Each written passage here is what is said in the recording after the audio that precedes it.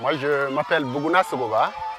Je travaille pour AMED, qui s'appelle Association malienne d'éveil au développement durable. Donc, c'est une institution non gouvernementale qui a une histoire un peu liée à la recherche, mais qui essaye de transférer les technologies de façon assez fluide aux organisations paysannes, aux paysans, aux utilisateurs des résultats de recherche. Au regard de l'avenir, vu qu'il est nécessaire de nourrir ce nombre important d'enfants qui existent de par le monde, il est important de trouver des alternatives.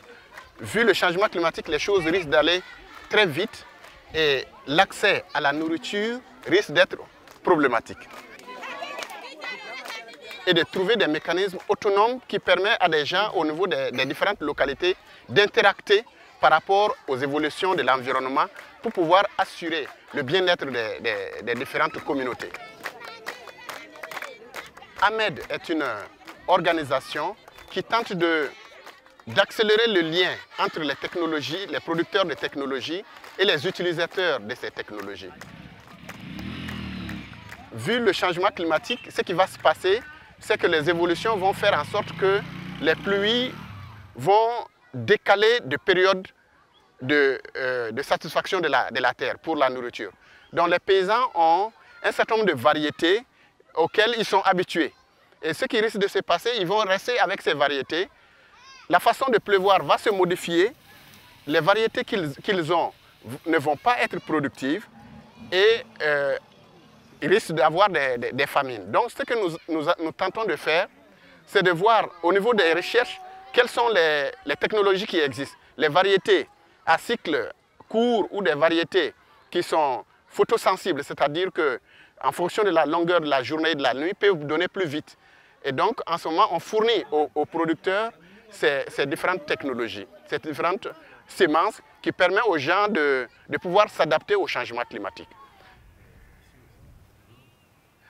AMED a 3 grands champs d'intervention. Nous avons le champ d'intervention par rapport aux technologies agronomiques, c'est-à-dire par rapport aux différents types de cultures pour les producteurs. Nous avons aussi un deuxième champ qui vise à faciliter l'accès des différents producteurs au marché. Donc ça veut dire que quand les producteurs diversifient leurs produits, il faut en même temps regarder les opportunités de marché pour ces différents producteurs et qu'ils puissent avoir les revenus. Autre chose, il s'agit des savoir-faire des différents producteurs. Donc finalement, on va se trouver dans un système de case approach, de construction des clusters entre les producteurs, entre les transformateurs, entre les grands commerçants de ces différents produits au marché. Et finalement, on va faire le lien entre ces différents acteurs et les microfinances ou les institutions de financement. Dans ce système, les banques gagnent. Dans ce système, les producteurs gagnent. Dans ce système, les transformateurs gagnent. Et dans ce système, le marché gagne. Donc, on a un système qui permet à différents acteurs, en fonction des évolutions, de s'adapter à différents produits et à des technologies de ces différents produits.